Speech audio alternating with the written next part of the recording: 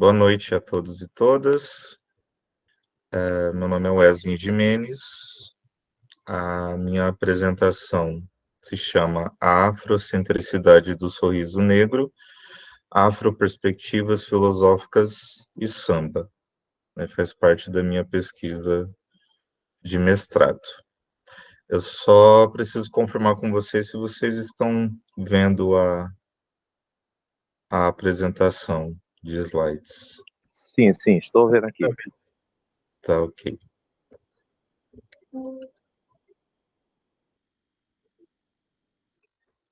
Bom,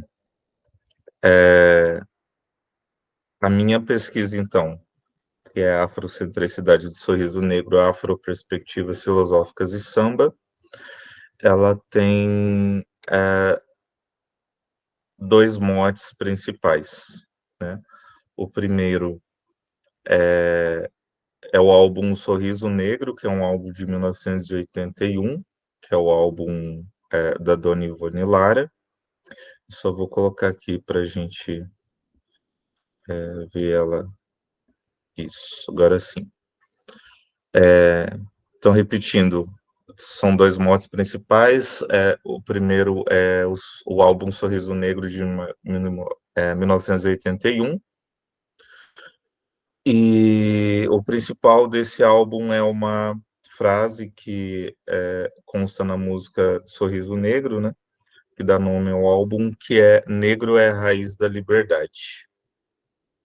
E o segundo mote é o conceito de afrocentricidade do filósofo Molefi Assante. Então, qual é a primeira ideia?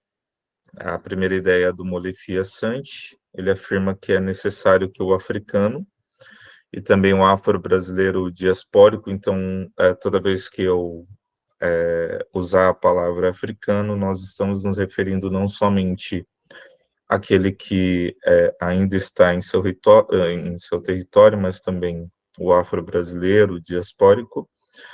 É necessário que ele reafirme a sua centralidade na produção do conhecimento e da arte como mantenedor principal de seus valores, princípios e perspectivas. Já a Dona Ivone Lara, a minha pesquisa, então, afirma que ela consegue alcançar esse status afrocêntrico na produção de um de seus álbuns mais importantes, ao afirmar que o sorriso negro traz felicidade. Então, na minha apresentação, eu vou tentar demonstrar como é que a Dona Ivone Lara consegue alcançar esse status aí, que exige um Molefi Assante. Bom, qual é a primeira ideia, então? A primeira ideia é que a colonialidade é inevitável, né? Nós estamos aí no momento em que já passamos historicamente, vamos dizer assim, do período do colonialismo, mas, no entanto, nós ainda sofremos com os efeitos dela através da colonialidade. É possível, é uma questão, então, é possível vislumbrar uma realidade onde o africano seja mais uma vez o centro de sua própria vida? Essa é a questão da pesquisa.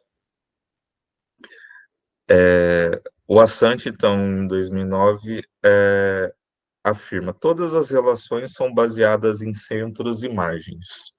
Qual é a ideia aqui? O Assante vislumbra as relações sociais, as relações individuais, sociais, políticas, enfim, baseadas na ideia de centro e de margem. E aí, então, ele coloca a ideia de que há centros e há margens. Mais para frente eu vou entrar mais nesses dois conceitos, mas a ideia de que o conceito de centro e de margem não representam somente conceitos geográficos, nem tanto, na verdade, conceitos geográficos para o Assante, né, mas mais conceitos psicológicos. Então, partindo da ideia de centro e de margem, o Assange vai propor para nós o conceito de afrocentricidade. E esse conceito possui 5 características, né, puxando já a ideia de centro de imagem. A primeira característica é: todos os fenômenos precisam ser analisados, levando-se em consideração seu tempo e espaço psicológicos de acordo com o conceito de localização. Qual é a ideia, então, do conceito de localização? Todos nós, estamos localizados dentro de um determinado tempo e espaço, não geográfico, mas psicológico. Nós estamos ou no centro ou na margem, psicologicamente falando, localizados. A segunda característica é: os fenômenos não são estáticos, mas sempre em movimento. Isso quer dizer o quê? Que nós podemos estar uma hora na margem, uma hora no centro. A terceira característica é: textos, discursos e palavras devem ser analisados etimologicamente para o devido reconhecimento do local do autor. Aquele que fala e escreve está localizado sempre dentro de um determinado espaço e tempo. Essa é uma característica importante também. A penúltima característica é reconhecer que o poder está sempre a criar idealizações e mitos. A quinta característica é: os fenômenos, por meio dos textos, discursos e instituições, acontecem dentro e através de sistemas de governo, seja ele econômico ou político, resultando assim em uma estrutura imaginativa que pode ser analisada. Qual é a ideia, então? Nós temos aqui 5 características que fazem parte do conceito de afrocentricidade do Molefi Assange. Sempre partindo da ideia, então, de margem ou de centro. Qual é a relação, então, do conceito de afrocentricidade para as questões raciais, que é o tema principal da minha pesquisa? Aqui temos algumas ideias. A primeira é: o negro é aquele que é colocado à margem. Isso quer dizer o quê? Historicamente, culturalmente, social, psicologicamente, o negro, seja ele o africano, o afro-brasileiro, o diaspórico, enfim, ele é colocado à margem. Então, nós podemos vislumbrar um espaço psicológico, aquele que é chamado de centro e aquele que é chamado de margem. Então, o negro é colocado à margem através dos fenômenos ligados às questões raciais, dentre eles o fenômeno da colonialidade, que é esse que nós começamos falando. Segundo ponto importante: é necessário criar condições epistemológicas para que ele assuma novamente, como outrora antes da colonização, a sua posição. Isso quer dizer o quê? É possível que ele assuma a centralidade da tua vida, né? Se está no entorno da produção do conhecimento, da arte e da política, não é possível, pois, essa colocação. Isso quer dizer o quê? Enquanto ele estiver colocado à margem de seu local psicológico, não é possível, então, que ele assuma a centralidade. Isso quer dizer o quê? Ele precisa fazer um movimento de se recolocar no centro de sua própria história. Então, aqui nós falamos da ligação entre a afrocentricidade e o samba. A ideia é o seguinte: quando se fala do samba, foi possível criar uma arte diretamente ligada à ideia de afrocentricidade, já que no samba o preto não está à margem de nada ou de lugar nenhum, mas é o sujeito, o protagonista e o lugar a partir do qual se fala. Aqui eu parto muito das pesquisas feitas pelo filósofo Renato Nogueira, que sempre faz questão de ligar a filosofia e o samba, né? Então, aqui nós tentamos mostrar como é que o samba se liga ao conceito do Molefi Assange. O samba não é apenas uma questão de ritmo, mas principalmente uma questão de equilíbrio mental.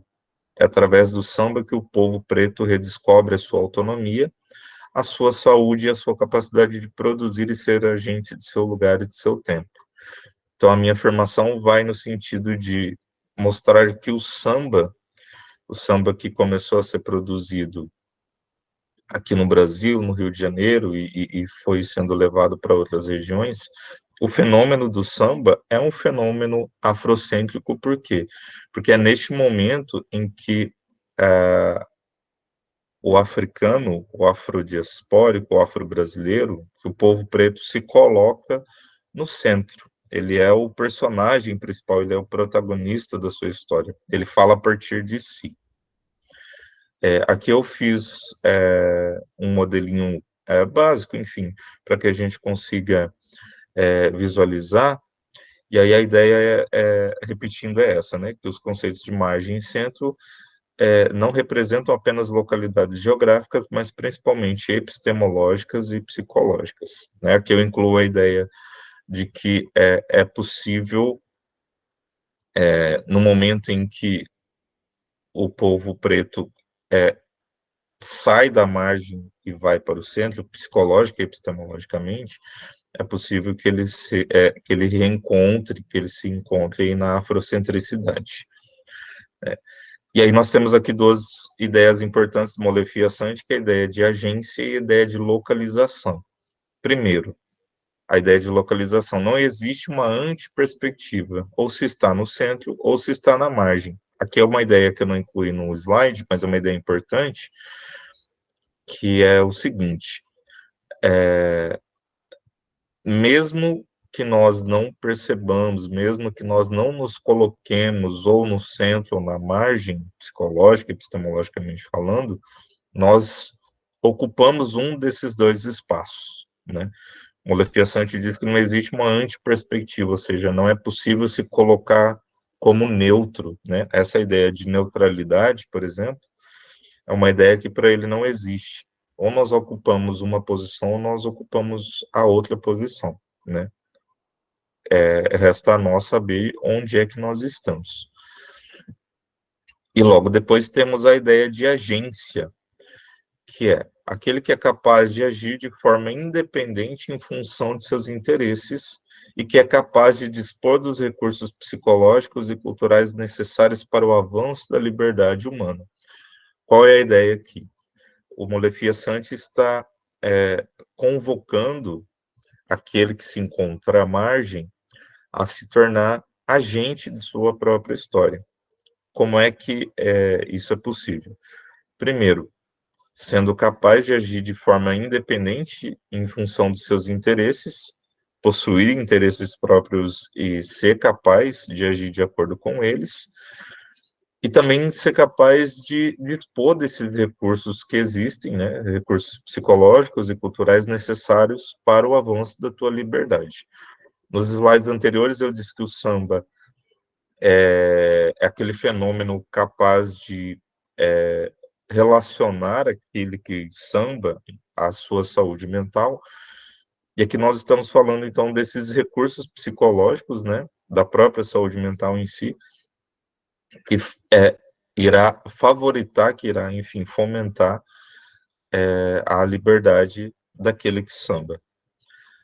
E aqui a gente fala, então, da dona Ivone Lara, justamente por quê? Porque nós escolhemos, né, assim como o Renato Nogueira faz, nós escolhemos o samba, assim como se escolhe a capoeira, as religiões de matriz africana, porque é lá que o povo preto se colocou como protagonista, como sujeito, e não como objeto de sua própria história. E aqui eu tenho um trecho de uma afirmação do Rangel, de 2015, ele diz o seguinte: grande parte dos trabalhos que se dedicam à compreensão da biografia de Dona Ivone destaca que ela teria sido profundamente paciente, em especial no que diz respeito às estratégias que estabeleceu para intensificar orientações fundamentais da sua formação e para enfrentar e superar a pobreza e o sexismo masculino próprio ao mundo do samba, à época em que se iniciara a sua trajetória como compositora. E aqui eu coloquei algumas ideias que parecem meio soltas, mas qual é a afirmação? A personagem da Dona Ivone Lara, a sambista e filósofa, porque não Dona Ivone Lara, ela colocou a ideia de afrocentricidade, ela encarnou o personagem da afrocentricidade no momento em que era na profissão e no samba. Ela, nas suas músicas, encarnou os dualismos da vida, ou seja, encarou o bom e o mal sem procurar superar um dos dois. Por isso que eu afirmo ali que o samba é a via de intenção de se caminhar entre a dor e o regozijo, sem, no entanto, buscar pelas superações. O samba da Dona Ivone Lara é basicamente uma terapia da espera, onde a Dona Ivone Lara fez aí a sua formação em serviço social e enfermagem, se aposentou e depois se dedicou totalmente ao samba. Uma afirmação muito bonita que eu coloquei nesse slide, que é a ideia de que a Dona Ivone Lara era enfermeira do povo preto. Isso quer dizer o quê? Enquanto a profissão de enfermeira dela não estava desassociada da função, vamos dizer assim, de sambista, o mesmo acontecia com o contrário. Quando a Dona Ivone Lara fazia samba e cantava samba, ela se colocava na posição de enfermeira do povo preto. Uma afirmação ali do Nogueira: o samba é um fenômeno de reterritorialização. Isso quer dizer o quê? A ideia de se recolocar no centro de sua própria história e de sua própria vida, né? Um instituto psiquiátrico, onde a Dona Ivone Lara trabalhava, era a sua roda de samba, e a sua roda de samba era o seu instituto psiquiátrico, para mostrar que a profissão da Dona Ivone Lara e o seu talento para o samba não eram desassociados. Mais uma afirmação do Nogueira: um modo de existir e viver que faz do negro a raiz da liberdade. Essa afirmação que faz parte ali da música Sorriso Negro. Sorriso Negro é samba, arte e ao mesmo tempo filosofia, uma filosofia afroperspectivista, ou ainda a capacidade de filosofar com um tamborim. Isso quer dizer o quê? Numa roda de samba, nós possuímos uma roda de filosofia e vice-versa. É possível que isso aconteça. Então, nós temos aqui algumas conclusões. A afrocentricidade não é uma religião, na medida em que não busca nenhuma religação entre o povo preto e uma entidade metafísica entendida como a África ou o negro, mas tão somente a autodeterminação de seus desígnios, destinos e consciências. O sorriso negro, como conceito filosófico, não é a essencialização do homem preto ou mulher preta, mas como uma postura política diante da violência do racismo e da colonialidade, o movimento de se colocar como autores e atrizes de sua própria história. Se o sorriso negro traz felicidade, não é para negar todo e qualquer papel que a dor e a tristeza venham a ter na vida material, como se através da democracia racial fosse possível se esquecer dos esquemas ainda vigentes da colonização. Na medida que se afirma, mais uma vez, que o sorriso negro pode ser signo da felicidade, se coloca o preto como possuidor da capacidade de estabelecer relações afetivas e éticas com seu corpo, seu espírito e sua cultura. Qual é a ideia aqui, então? É mostrar que o álbum Sorriso Negro, a música Sorriso Negro, ou até a própria vida da Dona Ivone Lara, nós pegamos a Ivone Lara como exemplo, mas nós podemos incluir aqui outros sambistas, outros cantores, como cantores de rap, por exemplo,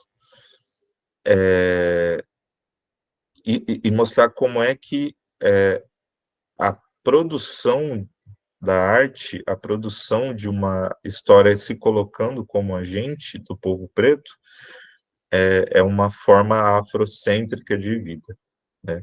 Não há, pois, dentro de uma perspectiva afrocentrada sobre o povo preto, diferenças determinantes entre as rodas de samba e as rodas de filosofia. Isso porque nas rodas de samba e nas rodas de filosofia o que se busca é compartilhar afetos. Os bambas, os sábios do mundo do samba, não representam autoridades da maneira ocidental, onde há demarcação entre aqueles que sabem e aqueles que não sabem e devem saber, mas sim são feitos nas linhas que formam uma rede de vivências, experiências, saberes e valores. O conhecimento circula entre os agentes e não é uma via hierárquica entre dois pontos desiguais entre si. Aqui eu tenho as referências que eu utilizei tanto nessa apresentação quanto na ideia principal entre unir filosofia, afrocentricidade e samba. Bom, creio que a minha apresentação foi essa. Creio não ter, espero, na verdade, não ter estourado o tempo aí determinado para a apresentação, mas é isso. Mais uma vez, agradeço. Valeu, Wesley. Está dentro do tempo, tranquilo. Então, palavra aberta, rodando. Quem quiser debater com a apresentação do Wesley, fique à vontade.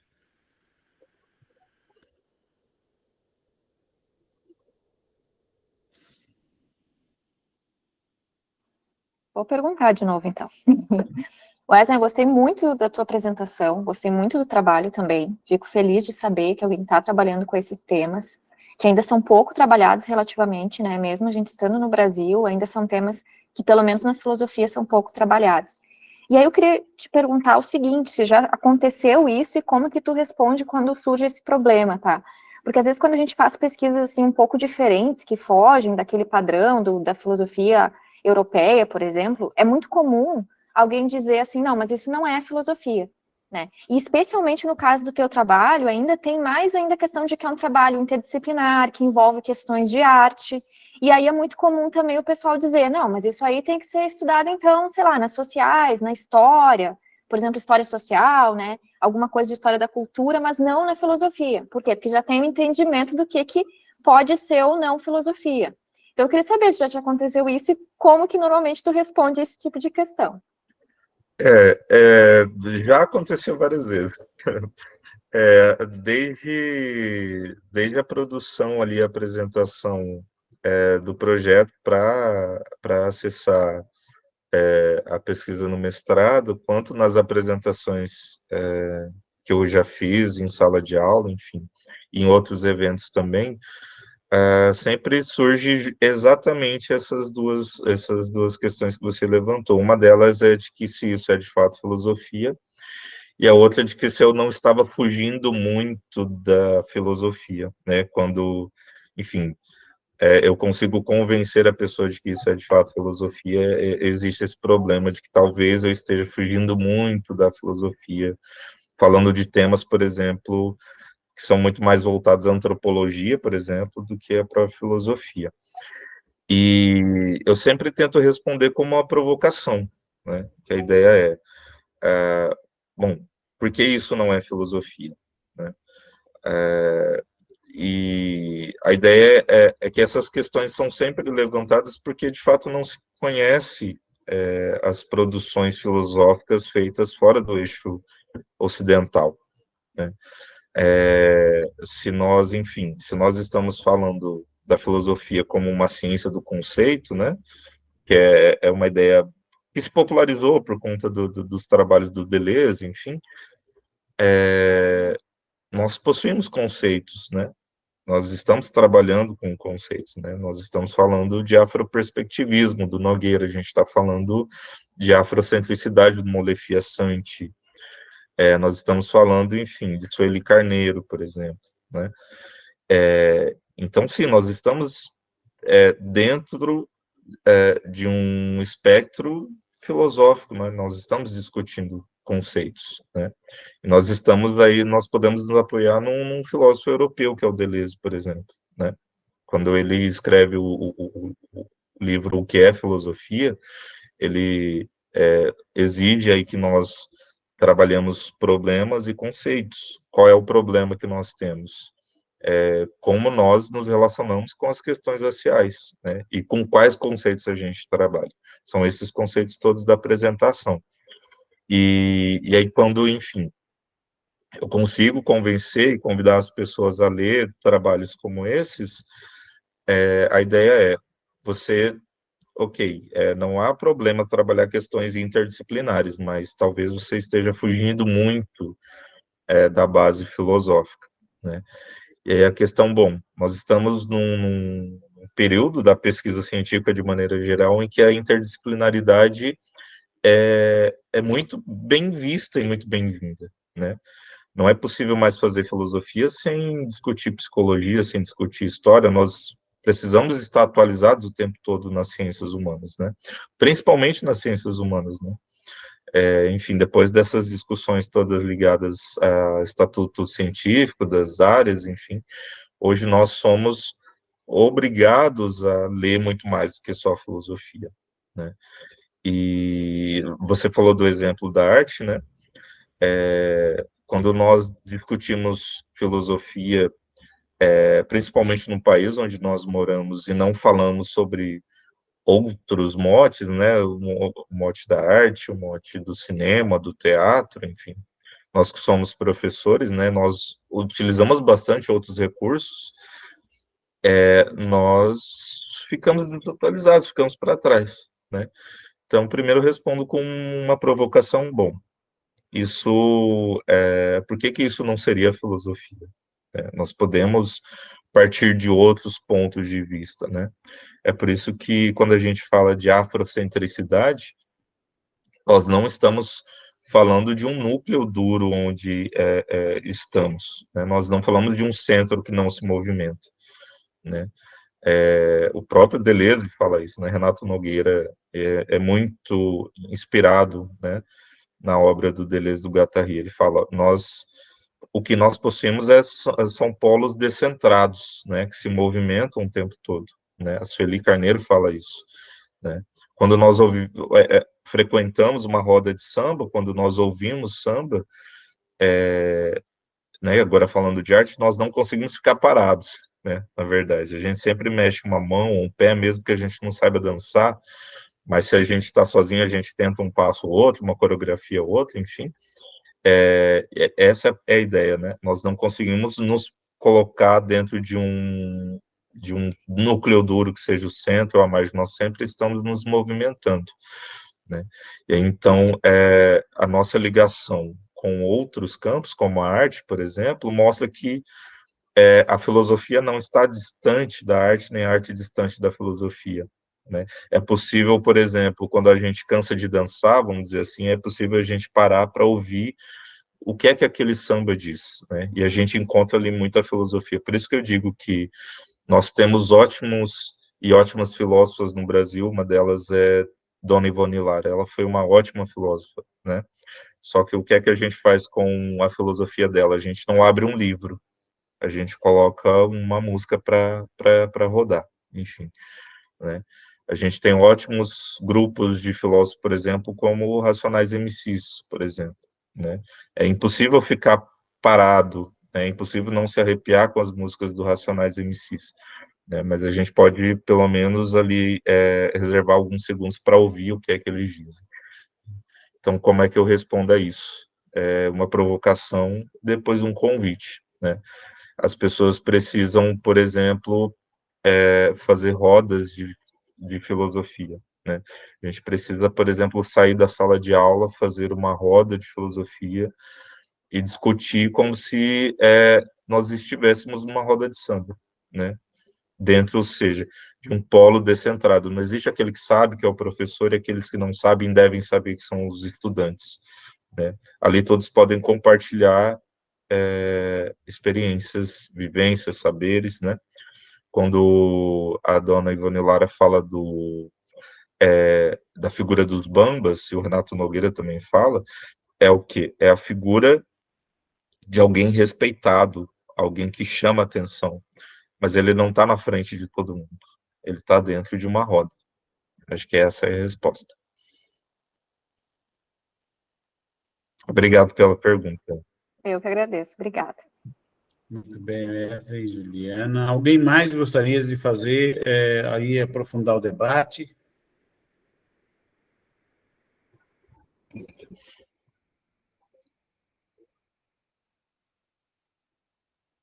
Não, eu queria me manifestar sobre essa questão, porque ela tem conexão com 4 orientações que faço na UFCG, que é sobre a temática das filosofias africanas.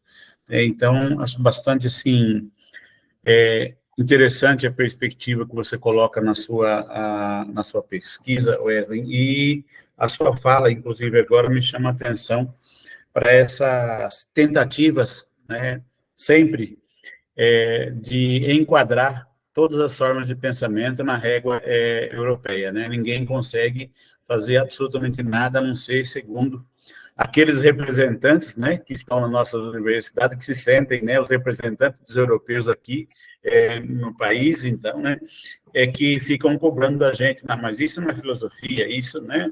Então, a África não tem filosofia, a África tem religião, a Ásia não tem, essa mesma a recorrência que tal. E aí é bastante interessante quando você, assim, parte para a comparação de concepções, por exemplo, de ser humano, que são as concepções individualistas, né, eurocêntricas, e as que elas são coletivas, como dos povos, tanto ancestrais, né, como os originários, etc. e tal. Mas esses conceitos não são aceitos como filosofia, porque não tem origem no mesmo que eles têm como uma bula de remédio, que é aquilo que vai balizar a única forma de pensar, e etc. e tal. E o desafio nosso é mostrar exatamente conceitos outros, concepções outras, né?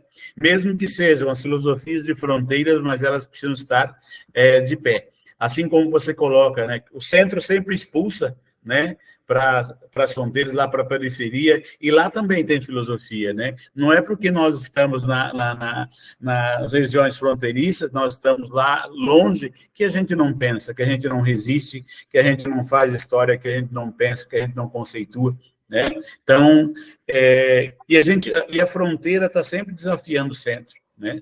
E o centro sempre se armando para que a fronteira não avance sobre o centro, né? E a gente vai fazendo nossas filosofias, vai desenvolvendo de forma muito mais no sentido da requete do que da ideia da filosofia eminentemente como aquela desenvolvida a partir da Grécia, que não tem sua origem lá, né?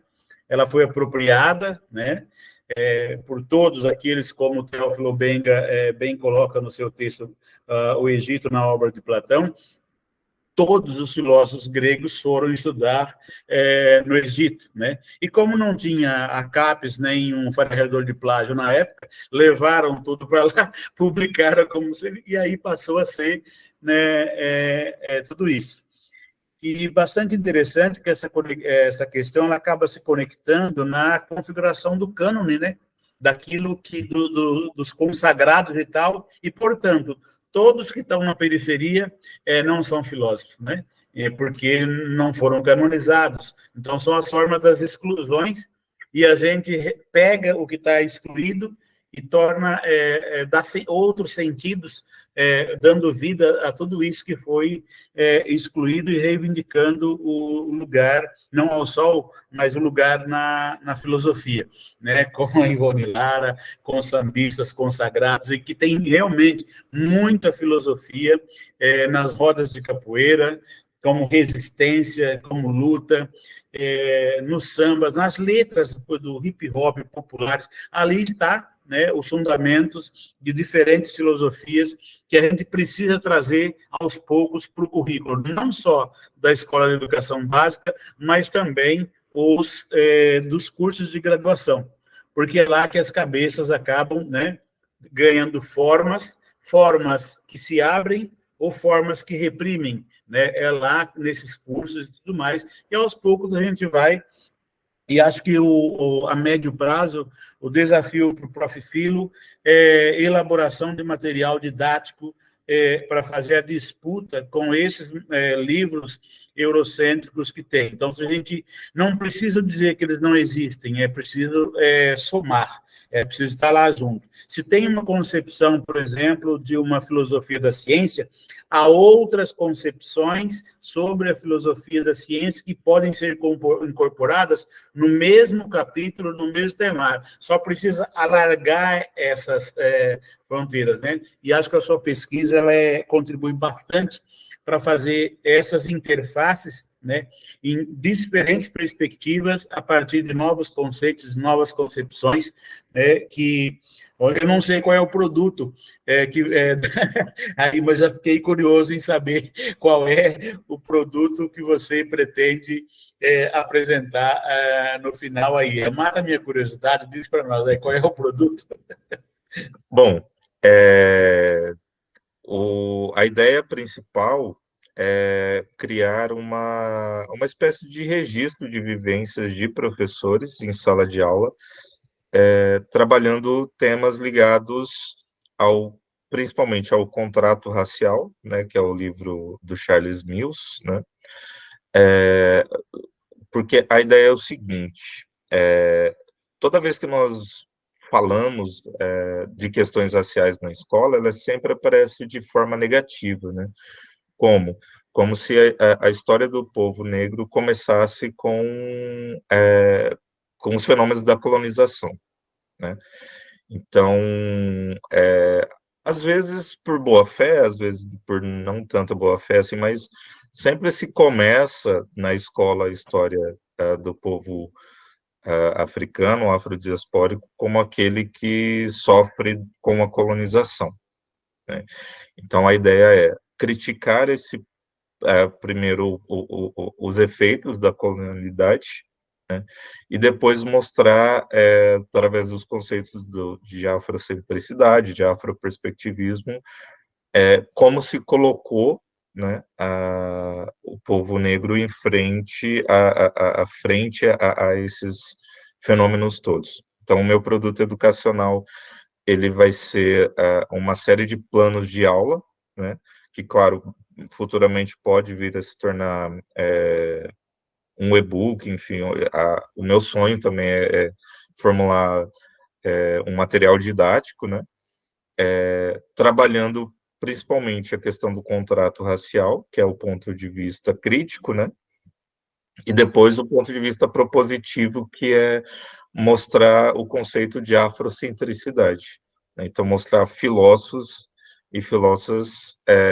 não só dos livros, mas das músicas, da poesia, do cinema, como é que se produz, né, a partir desses pontos de vista. Então, a minha ideia é montar um grupo de professores e professoras, né, elaborar planos de aula que trabalham esses temas em sala de aula, registrar todas as impressões dos estudantes em relação a esses temas, né, fazer com que eles participem das perguntas e das respostas, e aí, na medida das reuniões, ir lapidando esse plano de aula, né, que aí eu imagino, pelo menos pelo planejamento, que ele caiba em 3 ou 4 aulas, mais ou menos, né, e fazer um registro dessas reuniões, dessas aulas, e dos temas trabalhados em sala de aula, né. Como eu sou professor de filosofia, uma das dificuldades é justamente a ausência de um material, né, que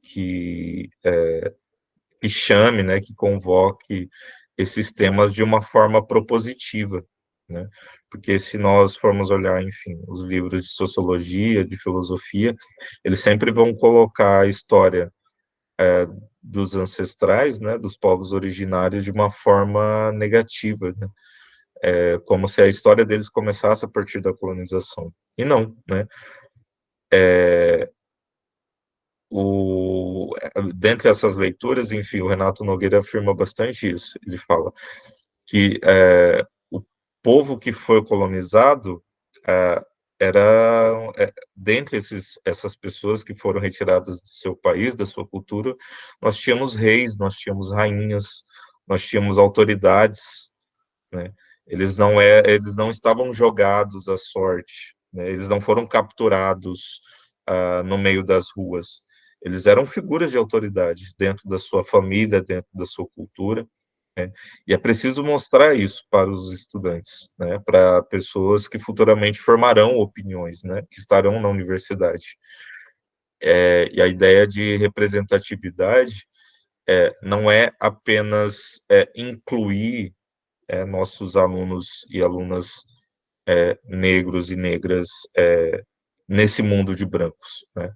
É mostrar que, de fato, existe sim produção de conhecimento, produção de cultura, não de uma forma fetichizada, né? Como, olha, nós precisamos, de fato, sentir pena daqueles que foram colonizados. Não, de forma nenhuma, né? A colonização foi um momento histórico importante na vida de todos nós, mas não foi o único. Ele não deu origem à história, né? Já havia um período histórico gigantesco antes, de produção de conhecimento, de produção de cultura, né? Como eu posso chamar você pelo nome, Valmir, como o Valmir falou, né? Nós tínhamos requetes, né? Nós tínhamos uma produção de saberes e conhecimentos muito anterior a qualquer filosofia, né? Dessa forma como as universidades e as escolas mostram até hoje, né? Que é essa filosofia canônica europeia. Então, nós precisamos mostrar isso. Então, meu produto educacional, de forma bem humilde, é essa, né? É a produção de um registro de vivências a partir de um plano de aula, né? Que não é engessado de forma nenhuma, mas ele segue essa ideia de um polo descentrado, né? De um plano de aula que sempre vai estar se construindo, se reconstruindo. Eu vou usar uma metodologia chamada Design-Based Research, que a gente pode traduzir como pesquisa de desenvolvimento, que é uma metodologia que mostra que é possível produzir conhecimento com a ajuda da comunidade escolar, com os estudantes, com os demais professores de outras disciplinas, enfim. É uma comunidade de produção de conhecimento, né? Ela só vai ser produzida a partir da audição de todos os envolvidos, né? Então, o plano de aula, ele não vai ser do professor para o estudante, ele vai se fazer dentro do momento da aula, né? O que é que nós vamos ter? A mediação a partir das questões, né? Porque filosofia é basicamente isso, né? Fazer perguntas. Então, nós vamos fazer perguntas para os demais professores, para a comunidade, coordenação, direção, enfim. Isso só é possível de funcionar com a participação de todo mundo. Então, minha resposta é essa, é um produto educacional, que é um registro de vivências a partir de um plano de aula que vai perseguir sempre a ideia desse afroperspectivismo, né? Mostrando que é possível uma comunidade de conhecimento, uma roda de conhecimento, né? Não essa ideia de que o professor vai lá com um produto, com um plano de aula pronto, ele vai aplicar para os alunos que sempre são passivos do conhecimento, né? E ponto final. Não, nós vamos mostrar como que isso pode ser construído e reconstruído o tempo todo. É isso. Muito obrigado, Eli. Eu gostaria que você, quando fizesse a defesa, postasse o link da sala para a gente acompanhar, porque não que eu seja uma pessoa curiosa, mas acho que eu gostaria muito de verificar esse produto final aí e Com acompanhar. certeza. Com certeza.